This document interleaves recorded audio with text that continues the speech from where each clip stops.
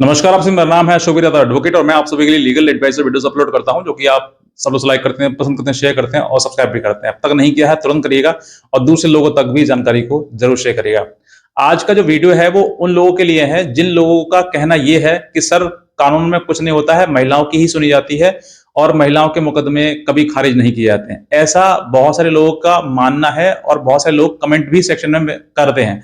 तो आज उन्हीं के लिए मुंह तोड़ जवाब है, क्योंकि आज जो है महिलाओं के मुकदमे जो है वो खत्म कर दिए गए और महिला के मुकदमे खत्म करने के बाद पति की पिटीशन, डाइवोर्स पिटीशन अलाउ कर दी गई। यानी कि एक नहीं कई कई फायदे हुए, और वो कैसे हुए, किस तरीके से हुए, आज आपको इसी वीडियो के माध्यम से बताऊंगा। लेकिन उससे पहले ये भी कहना चाहूंगा कि अभी मैंने प्रीवियस एक वीडियो बनाया था जिसमें बताया था कि अब आपको मुकदमा, झूठे मुकदमों की टेंशन नहीं है। अब वो कैसे टेंशन नहीं है, उसका वीडियो मैंने बनाया था, उसका लिंक मैंने इसी वीडियो के नीचे डिस्क्रिप्शन में दिया हुआ है। उसको आप वहां से चेक कर लें और उसको पूरा देख लें। दूसरा, आप हमसे जुड़ना चाहते हैं डायरेक्टली, मतलब हमारे व्हाट्सएप ग्रुप से, तो आप उस व्हाट्सएप ग्रुप का भी लिंक मैंने इसी वीडियो के नीचे डिस्क्रिप्शन में दिया हुआ है। उसको आप क्लिक करके उस पर उसको फॉलो कर लें, ताकि आज का जो वीडियो है उसका जो जजमेंट है वो भी आपको वहीं मिल जाएगा, उसी ग्रुप में मिल जाएगा। वहीं से आप उसको ले सकते हैं और उस जजमेंट को पूरा पढ़ सकते हैं। तो आज बात करते हैं इस जजमेंट के साथ साथ में, क्योंकि ये ऑनरेबल सुप्रीम कोर्ट का 2024 का लेटेस्ट जजमेंट है, जिसका नाम पूरा बताता हूं आपके लिए कि डॉली वर्सेस चंचल, ये पूरा नाम है उसका जो जजमेंट है। और इस जजमेंट को आप हमारे ग्रुप में जाकर, जो ग्रुप मैंने आपको बताया उसका लिंक इसी वीडियो के नीचे डिस्क्रिप्शन में दिया हुआ है, उसको आप क्लिक करके वहां से फॉलो कर लेंगे और वहां पर आपको जजमेंट वो मिल जाएगा।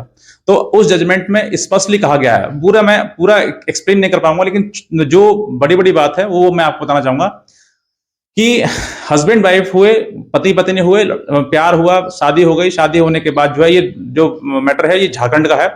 और झगड़ा मतलब शादी हुई, शादी कोर्ट मैरिज कर ली उन्होंने, जाने के बाद साथ में रहने लगे और फिर झगड़ा हो गया। अब झगड़ा इस हद तक बढ़ गया कि उनका एक दूसरे के साथ रहना संभव नहीं हुआ। तो उन्होंने क्या किया कि अब जो है कोर्ट में जाकर पिटीशन दायर कर दी तलाक के लिए। अब तलाक में उन्होंने एक चीज और लिखी कि हमारे 7 फेरे नहीं हुए थे। 7 स्टेप्स जरूरी हैं हिंदू मैरिज एक्ट में, अगर आप नहीं करते हैं तो सेक्शन 7 के अनुसार जो है वो मैरिज नल एंड वॉइड कहलाएगी। अब इसी आधार पर जो है पेंडिंग पड़े रहे और पत्नी ने और मुकदमा कर दिया, मेंटेनेंस का मुकदमा कर दिया 125 का दूसरा, और फिर 498 कर दिया, और तलाक का तो चल ही रहा था।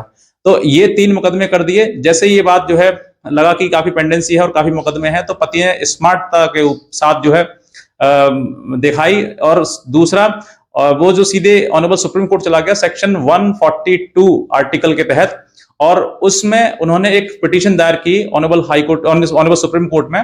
और उसके बाद वहां पर सुनवाई हुई, और सुनवाई होते हुए दौरान ये पाया गया कि वाकई इस शादी में जो है मतलब 7 फेरे नहीं हुए हैं, तो कानून के अकॉर्डिंग ये शादी नहीं है। अगर बात है रजिस्ट्रेशन की, तो रजिस्ट्रेशन वो एक प्रक्रिया है जिसके द्वारा आप शादी को रजिस्टर कर सकते हैं, लेकिन जो हिंदू रीति रिवाज के अनुसार है वो आपको 7 स्टेप लेना बहुत जरूरी है। अगर आपने 7 स्टेप नहीं लिए हैं तो इसका मतलब यह है कि आप कानून के नजरों में शादीशुदा पति पत्नी नहीं माने जाएंगे। इसी आधार पर ऑनरेबल सुप्रीम कोर्ट ने नीचे दायर किए हुए मुकदमा मेंटेनेंस 125 सीआरपीसी का वो खारिज कर दिया। दूसरा, जो तलाक का मुकदमा डाला था वो भी खारिज कर दिया। तीसरा, 498 का मुकदमा, जो 498, क्योंकि 498 का मुकदमा सिर्फ और सिर्फ पति पे चल सकता है, तो वो भी खारिज कर दिया। अब इसका मतलब स्पष्ट है कि आप जो कहते हैं कि खारिज नहीं होगा, पति का मुकदमा है, पत्नी का मुकदमा है, खारिज नहीं होगा, ये स्पष्टली इस जजमेंट में कर दिया गया है कि कानून अभी जिंदा है, और कानून के अकॉर्डिंग अगर आप चलते हैं तो मैं कहता हूं 100% आपको राहत मिलेगी और 100% आपको रिलीफ मिलेगा। जो लोग ये कहते हैं सर पत्नी की सुनी जाती है, महिला की सुनी जाती है, हो सकता है आपके अकॉर्डिंग सुनी जाती हो, लेकिन कानून के अकॉर्डिंग अगर आप चलोगे तो कानून में समान है। आर्टिकल 21 राइट टू लाइफ कहता है, और आर्टिकल 14 राइट टू इक्वलिटी की बात करता है, यानी कि राइट टू के लिए मतलब बराबर, समानता का अधिकार, दोनों का, पति महिला हो पुरुष हो, सभी के लिए समान अधिकार है कानून में। तो वो चीजें आपके लिए बताना चाहूंगा। आप इस तरीके की बातें मत रखा करिए, सोचा करिए कि भाई सिर्फ महिलाओं की सुनी जाती है। महिलाओं के लिए कानून बना है, इसीलिए उनको सुना जाता है। क्योंकि कानून भी कहीं ना कहीं, जो जजेस बैठे हुए हैं कोर्ट में, वो भी कहीं ना कहीं कानून से बंधे हुए हैं, तो उनको भी ये देखना पड़ता है कि कानून किसके पक्ष में है। तो कानून ही महिला के, अब 125 सीआरपीसी है, बना महिलाओं के लिए है, पुरुषों के लिए तो उसमें कुछ है ही नहीं, तो महिलाओं के लिए तो कहीं ना कहीं उसके ही हक में वो जजमेंट दिया जाएगा, पहली बात। दूसरी बात, घरेलू हिंसा 12 डीबी बनाया गया है, वो भी महिलाओं के लिए ही बनाया गया है, तो उसमें भी महिलाओं के लिए पक्ष में ही दिया जाएगा। अब रही बात तीसरी 490 की बात, तो 490 की बात महिलाओं के लिए है, पुरुषों के लिए उसमें कुछ नहीं है। तो कहने का मतलब यही है कि जब कानून ही महिलाओं के लिए बनाई गई है तो पुरुषों की सुनी कैसे जाएगी, और जितनी सुनी जाएगी उतनी वो आपके लिए सफिशिएंट है। तो वो चीजें आप समझ रही हैं कि कानून जब महिलाओं के लिए है तो पुरुषों के लिए तो बस आप अपना डिफेंस कर सकते हैं, लड़ सकते हैं। अगर कहीं कमी है, गलत है वो, तो उस महिला को गलत है तो उसको आप साबित करना पड़ेगा, और आपके लिए वो निर्णय आपको आ जाएगा, आपके लिए बेनिफिट मिल जाएगा।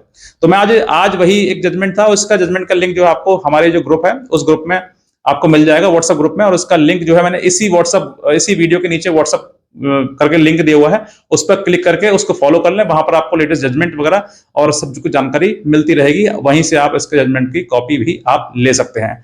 तो बस मैं इतना कहना चाहूंगा, अगर आप नए हैं तुरंत सब्सक्राइब कर लें और दूसरे लोगों तक जरूर शेयर करें इस वीडियो के लिए। आज का वीडियो देखने आपसे बहुत धन्यवाद।